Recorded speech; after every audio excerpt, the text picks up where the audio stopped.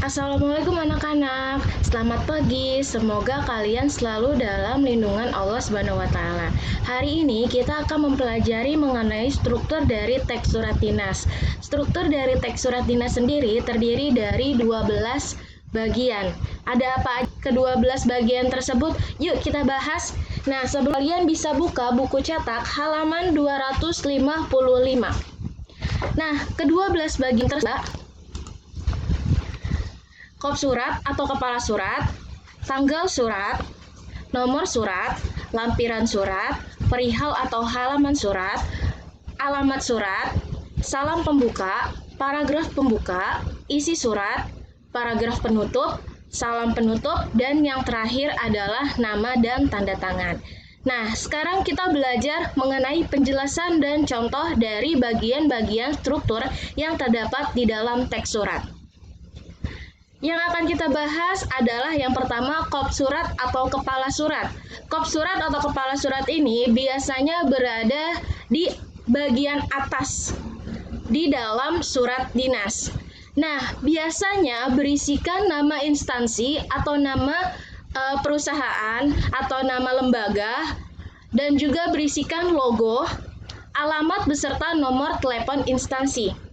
Nah, kalian bisa lihat di sini, di sini ada contoh kop surat atau kepala surat.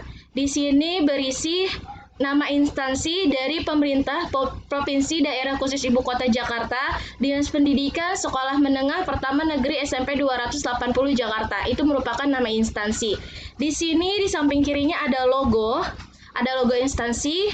Di sini ada alamat dan beserta nomor telepon dari instansi. Oke, lanjut. Yang kedua adalah tanggal surat. Tanggal surat sendiri berisikan tanggal, bulan, dan tahun pembuatan surat.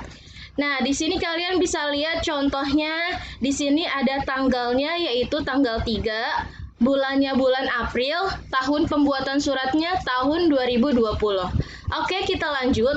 Yang ketiga adalah nomor surat. Nomor surat itu berisi urutan nomor surat yang tercantum seperti kode surat serta tahun surat itu dibuat. Nah, di sini kalian bisa lihat contoh nomor surat. Di sini kalian bisa lihat di sini adalah nomor surat. Nah, kita bahas satu-satu. 074 garis miring itu disebut sebagai nomor surat. 1.851.2.026 disebut kode surat. Garis miring 2020 itu merupakan tahun surat. Oke, sampai sini mengerti? Kita lanjut. Yang keempat adalah lampiran surat. Berisi keterangan bahwa dalam surat terdapat lampiran atau berkas yang disertakan. Nah, lampiran sendiri ini biasanya berisi dokumen yang harus disertakan di dalam surat dinas. Nah, contohnya adalah kalau misalnya lampiran surat itu terdapat 2 halaman, berarti di sini kalian bisa tulis 2 halaman atau 2 berkas. Jika tidak terdapat lampiran surat yang harus disertakan di dalam surat dinas, berarti kalian bisa tulis strip, yang artinya tidak ada lampiran surat. Yang kelima adalah perihal atau halaman surat. Nah, bagian ini menyatakan masalah inti yang dikemukakan dalam surat. Contohnya, misalnya isi suratnya itu mengenai surat pemberitahuan. Nah, biasanya perihal atau halamannya pasti pemberitahuan. Yang keenam ada alamat surat. Berisi alamat lengkap dan alamat penerima surat. Nah, di sini berisi nama lengkap penerima surat dan alamat penerima surat. Bisa kalian lihat ya, di sini kepada yang terhormat Bapak atau Ibu guru, Bapak atau Ibu orang tua peserta didik kelas 7, 8, dan 9 ini merupakan nama lengkap penerima. Di Jakarta merupakan alamat penerima surat. Oke, kita lanjut. Di sini ada salam pembuka. Biasanya salam pembuka itu berisi kalimat sapaan yang berfungsi sebagai penghormatan kepada penerima surat.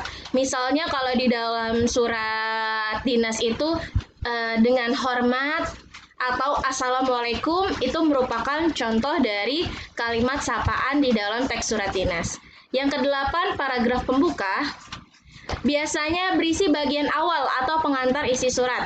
Nah, biasanya itu paragrafnya itu sebagai awalan sebelum isi surat yang ingin disampaikan di dalam teks surat dinas itu sendiri. Yang kesembilan, isi surat berisi segala sesuatu yang ingin disampaikan pengirim surat kepada penerima surat. Nah, kalian bisa lihat di sini banyak sekali poin-poin yang ingin disampaikan oleh pengirim kepada penerima. Kalian bisa baca ya. Di sini. Oke. Ini bagian terakhir. Yang ke-10 ada paragraf penutup. Biasanya berisi harapan atau ucapan terima kasih pengirim surat kepada penerima. Kalian bisa lihat di sini contohnya, demikian pemberitahuan kami sampaikan, atas perhatian dan kerjasamanya kami ucapkan terima kasih. Nah, ini merupakan paragraf penutup. Salam penutup berisi ungkapan rasa pengirim surat. Nah, misalnya seperti ini, selalu diakhiri dengan kata hormat kami atau hormat saya. Itu merupakan salam penutup. Nah, yang terakhir sekali adalah nama dan tanda tangan. Biasanya berisikan identitas nama pengirim dan tanda tangan pengirim selaku penanggung jawab pembuat surat.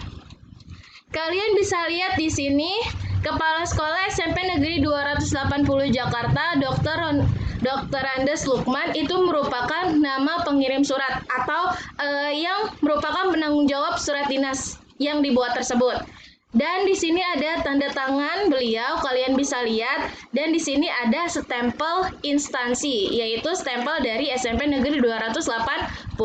Nah, sekian penjelasan dari struktur teks surat dinas. Semoga kalian paham ya. Wassalamualaikum warahmatullahi wabarakatuh.